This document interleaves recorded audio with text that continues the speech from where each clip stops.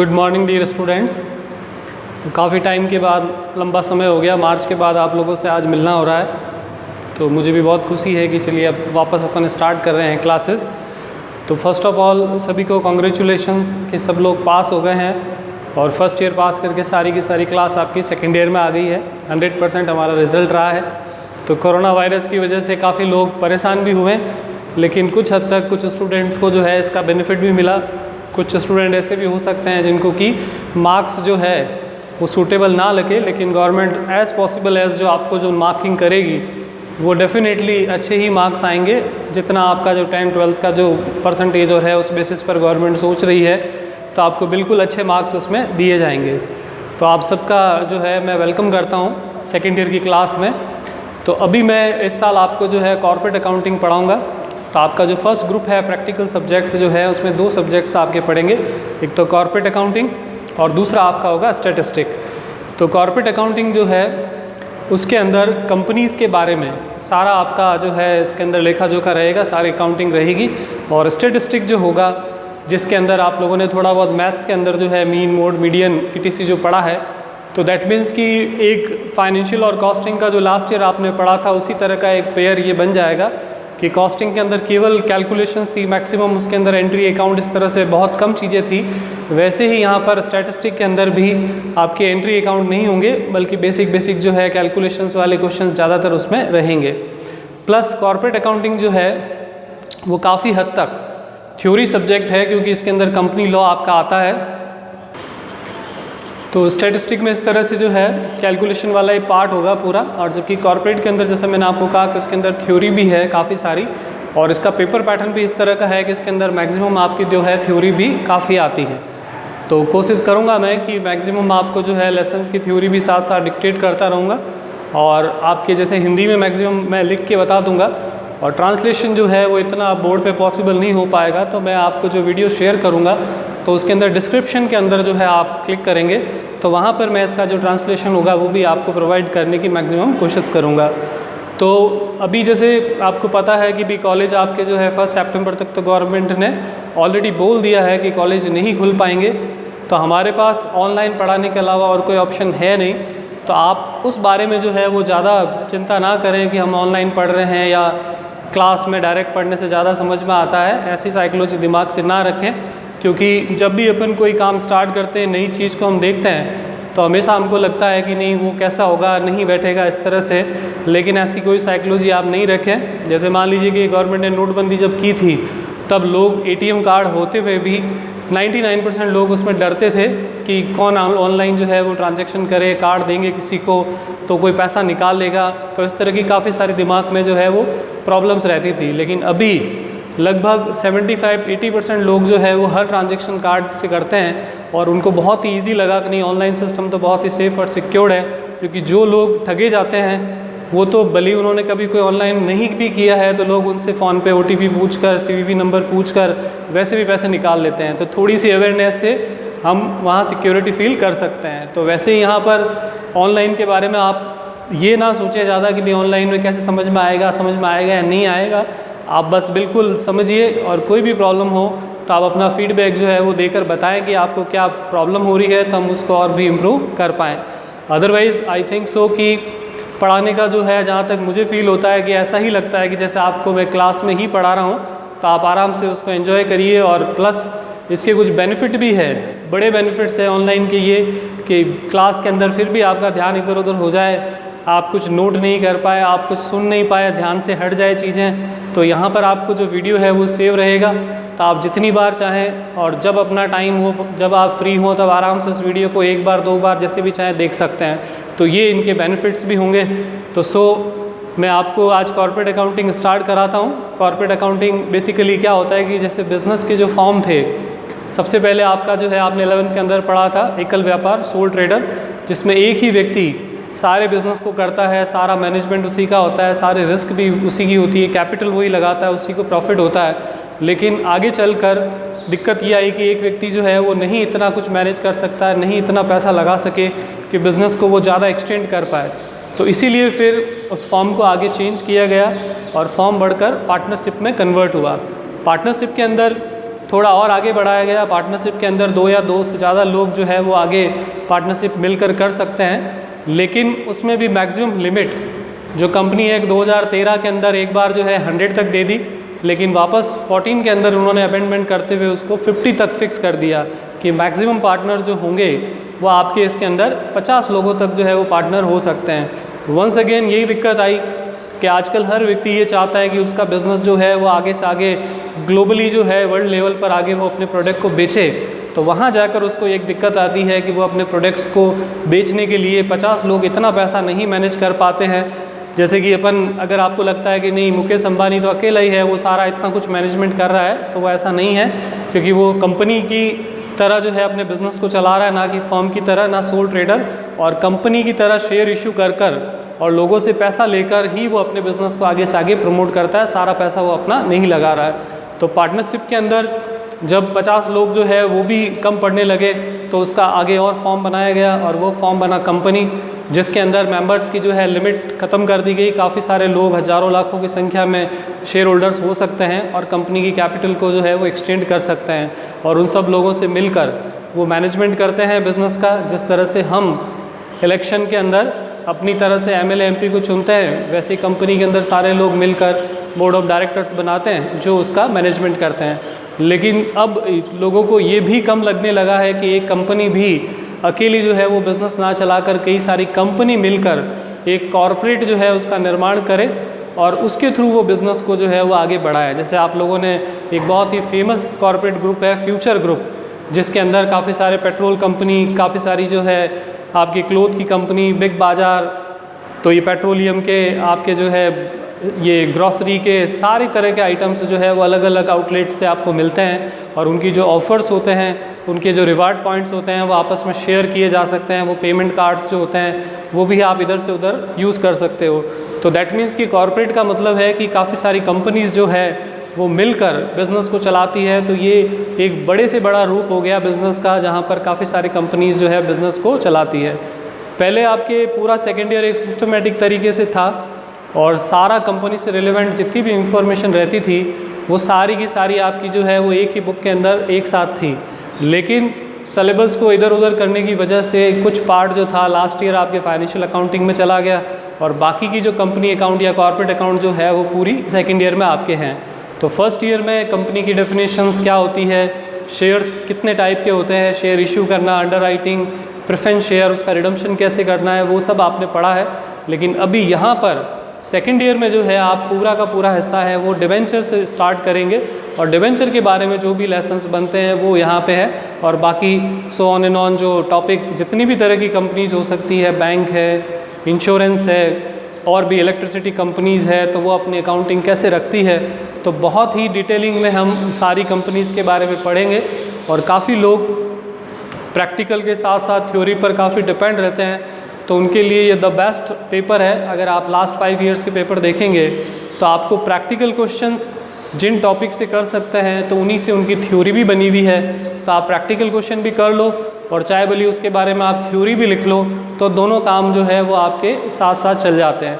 तो इस तरह से अच्छा एक सब्जेक्ट है, और साथ साथ आपके कंपनी लॉ भी है इसी साल, और कॉर्पोरेट अकाउंटिंग जो कंपनी से रिलेवेंट है, तो दोनों सब्जेक्ट्स जो है वो आपके एक साथ रहेंगे। तो थ्योरी भी इंटरचेंज की जा सकती है, आप कॉर्पोरेट या कंपनी की थ्योरी जो इधर से उधर भी लिख देते हो थोड़ा ध्यान रखते हुए, तो वो भी आपके इसके अंदर जो है वो यूज़फुल हो सकता है। तो मैं आज आपको यहाँ पर फर्स्ट टॉपिक जो है वो स्टार्ट करा रहा हूँ, जिसका नाम है इश्यू ऑफ डिबेंचर्स।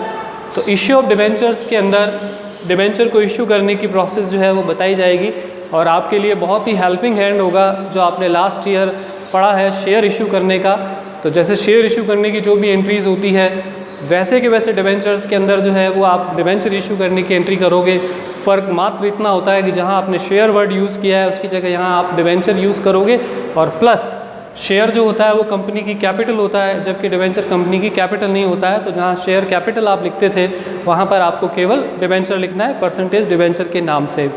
तो अभी मैं आपको इसमें फर्स्ट ऑफ ऑल जैसे अपन इश्यू ऑफ डिबेंचर की बात कर रहे हैं, तो पहले तो अपन ये देखते हैं कि भाई हम जब डिबेंचर इशू कर रहे हैं, जिसकी बात कर रहे हैं, तो पहले डिबेंचर का मीनिंग क्या होता है, तो वो मैंने यहाँ पे आपको डिस्क्राइब करके बताया है पूरा।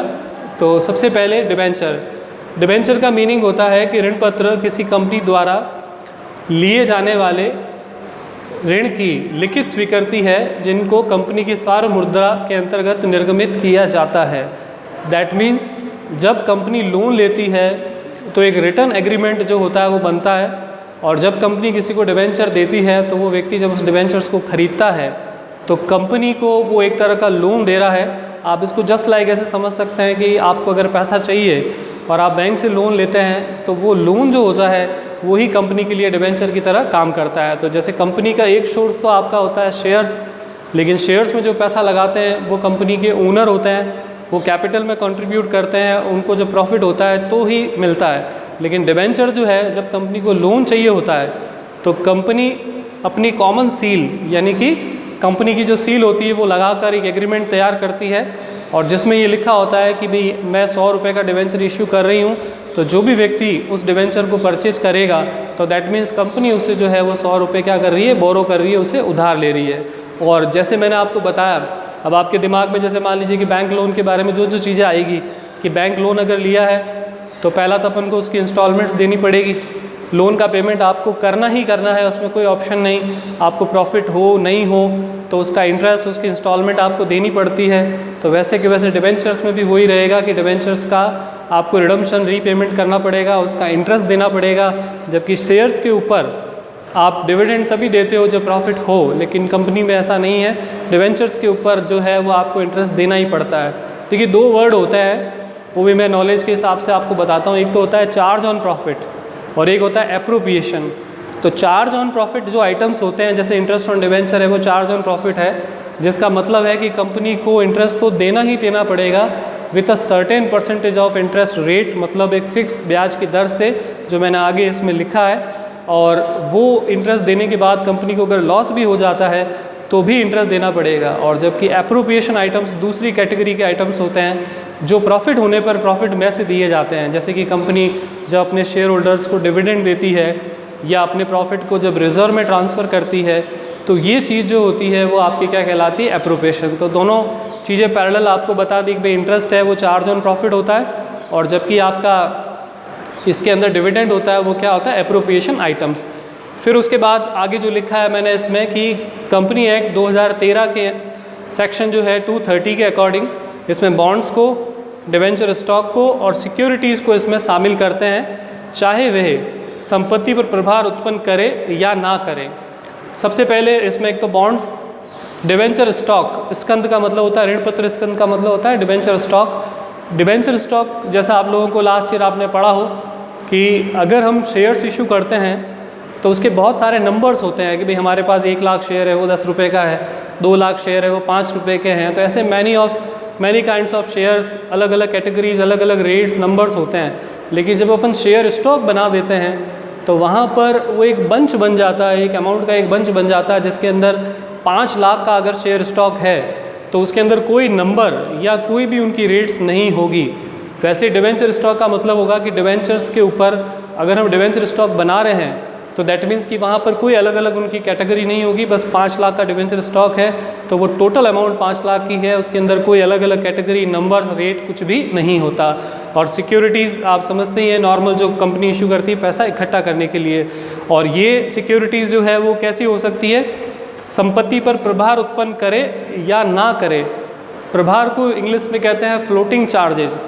तो देखिए 2 वर्ड होते हैं, एक तो ये होता है कि मॉर्गेज लेना, कि अगर आप कहीं से लोन लेते हैं और उसके पीछे अगर आप कुछ चीज़ गिरवी रखते हैं तो उसको अपन बोलते हैं मॉर्गेज। तो उस कंडीशन में जो है वो कंपनी या बैंक जिससे आपने लोन लिया है, अगर आप अपनी एसेट्स का पेमेंट नहीं लोन का पेमेंट अगर नहीं कर पाएँ तो बैंक उस एसेट्स को बेचकर भी अपना पैसा वसूल कर सकती है। लेकिन ये जो प्रभार वर्ड होता है, फ्लोटिंग चार्जेस जिसको कहते हैं, ये इस तरह से काम नहीं करता। ये ऐसे होता है कि अगर आपने डिवेंचर के ऊपर फ्लोटिंग चार्जेस दिया है डिवेंचर होल्डर्स को, ऐसा ज़रूरी नहीं है कि दे ही दे, आपकी सेक्शन या जो भी आपका एग्रीमेंट है उसके अकॉर्डिंग अगर दिया है, तो जब आप एसेट्स को बेचोगे तब आप अनसिक्योर्ड से पहले डिवेंचर होल्डर्स को पेमेंट करोगे, तो ये फ्लोटिंग चार्जेस आपके कहलाता है। तो मॉर्गेज का मतलब कि वो व्यक्ति खुद बेचकर पैसा ले सकता है, और फ्लोटिंग चार्जेस का मतलब कि जब आप उस एसेट्स को बेचोगे तो आपको उस व्यक्ति को जो है वो क्या करना पड़ेगा, पेमेंट पहले करना पड़ेगा, देन आप अनसिक्योर्ड क्रेडिटर्स का पेमेंट कर सकते हैं। उसके अलावा नेक्स्ट डिबेंचर जो होते हैं ये शोधनीय रिडीमेबल होते हैं। शोधन वर्ड का मतलब आप लोगों ने डेफिनेटली अच्छे से लास्ट ईयर पढ़ा है, रिडम्पशन ऑफ प्रेफरेंस शेयर, कि कंपनी को अपनी लाइफ के अंदर अंदर डिबेंचर्स का पेमेंट करना पड़ता है। जैसे आपने लास्ट ईयर प्रेफरेंस शेयर का जो है रिडम्पशन वाला लेसन पढ़ा है कि किस तरीके से हम अरेंजमेंट्स करते हैं, CRR बनाते हैं, पेमेंट ड्यू करते हैं, पेमेंट करते हैं। तो वैसे ही यहाँ पर आप जो है डिबेंचर्स का भी आपको रिडम्पशन करना ही पड़ेगा। कंपनी एक्ट के अंदर पहले इस तरह होता था कि आप उनका रिडम्पशन करो नहीं करो प्रेफरेंस का, डिबेंचर्स का, लेकिन अभी ऐसा सिस्टम नहीं है। अब गवर्नमेंट ने फिक्स कर दिया है कि आपको अपने डिबेंचर का रिडम्पशन यानी कि रीपेमेंट तो करना ही पड़ेगा। और उसका टाइम पीरियड क्या बोला है कि 10 ईयर्स के अंदर आपको अपने डिबेंचर्स का रिडम्पशन कर देना है। और अगर इंफ्रास्ट्रक्चर कंपनी है तो आपको जो है 30 ईयर्स तक जो है इसका रिडम्पशन आप करने की परमिशन आपको मिल जाती है। तो दैट मीन्स कि 10 ईयर्स जनरली आपको नॉर्मल कंपनीज़ के लिए मिल जाएंगे कि 10 ईयर के अंदर अंदर आप पेमेंट कर दें। लेकिन अगर आप इंफ्रास्ट्रक्चर कंपनी है, जैसे अगर इंफ्रास्ट्रक्चर का मतलब आपसे पूछें तो इसमें क्या होता है, इंफ्रास्ट्रक्चर का मतलब कि जो रोड है, ब्रिज है, ये सारी सड़कें हैं, ये सब बनाने वाली कंपनीज़ को अपन क्या बोलते हैं, इंफ्रास्ट्रक्चर कंपनी। तो इंफ्रास्ट्रक्चर कंपनी को क्योंकि पैसा बहुत ही लंबे टाइम के लिए चाहिए, आप देखिए कोई ब्रिज बनता है तो उसको 5-5, 7-7 साल लग जाते हैं, सड़कें बनती है कोई हाईवे तो उसको 8-10 साल जो है वो 100-200 किलोमीटर का हाईवे जो है वो बनता रहता है। तो इस वजह से उनको पैसा ज़्यादा टाइम के लिए चाहिए। जैसे मैं आपको एक इंफ्रास्ट्रक्चर कंपनी का नाम बताऊँ तो वो कंपनी है L&T कंपनी जो है आजकल इंडिया में काफ़ी बड़े बड़े प्रोजेक्ट्स लेती है। तो इन कंपनी को डिबेंचर्स के लिए लंबा टाइम मिल जाता है और लंबा टाइम जो है वो 30 ईयर्स तक वो अपने डिबेंचर्स का जो है रिडम्पशन करने के लिए रख सकती है। इसके अलावा अब मैंने आपको यहाँ पर लास्ट चीज़ बताई कि डिबेंचर्स के ऊपर इंटरेस्ट फिक्स होता है, जो मैंने आपको पहले ऊपर भी बताया है, और जो एनुअली यानी वार्षिक या अर्धवार्षिक यानी हाफ ईयरली बेसिस पर दिया जा सकता है। तो ये इंटरेस्ट जो है डिबेंचर्स के ऊपर फिक्स होता है। जब भी आप डिबेंचर को लिखोगे तो ऑलवेज आप डिबेंचर के आगे एक साइन देखोगे परसेंटेज डिबेंचर। तो परसेंटेज डिबेंचर में इसका मीनिंग ये होता है, ये जो परसेंटेज है, ये जो परसेंटेज होती है ये इंटरेस्ट की रेट होती है, इंटरेस्ट रेट। और ये होती किस तरह से है, ये होती है पर एनम जो है, तो ये आपकी एनुअल बेसिस पर जो है वो इंटरेस्ट की रेट रहती है। तो ये ध्यान रखिएगा कि इंटरेस्ट की रेट जो है डिबेंचर के आगे हमेशा जुड़ी रहती है। इंटरेस्ट ऑलवेज दिया जाता है, इंटरेस्ट की रेट फिक्स होती है, और जो भी आप डिबेंचर को जो इंटरेस्ट दोगे वो हाफ ईयरली बेसिस पर या ईयरली बेसिस पर दिया जा सकता है। और इंटरेस्ट और डिबेंचर अपन कहाँ लिखते हैं, P&L अकाउंट में, ना कि P&L एप्रोप्रिएशन के अंदर। तो ये इसका मीनिंग भी हो गई।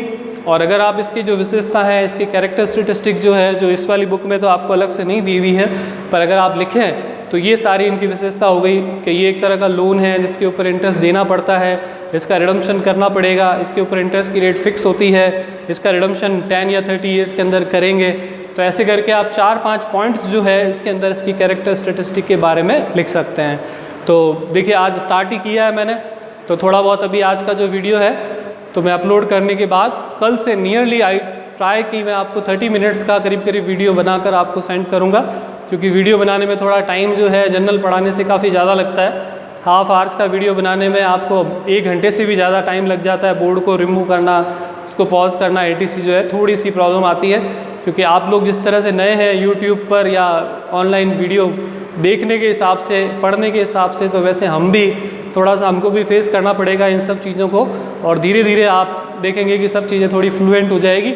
और आपको कोई भी प्रॉब्लम आए तो आप इजीली जो है इसी ग्रुप में मेरा नंबर भी है, तो आप चाहे मेरे नंबर पर जो है वो भी मैसेज कर सकते हैं। तो मैं जो भी हो पाएगा उसको इम्प्रूवमेंट करने की कोशिश करूँगा। Thank you. और कल से एज़ पॉसिबल एज़ मैं मॉर्निंग टाइम में ये वीडियो डाल दूँगा, तो आप दिन में जब भी आराम से, जब आपकी फैसिलिटी हो, आप इसको देख सकते हैं। Thank you.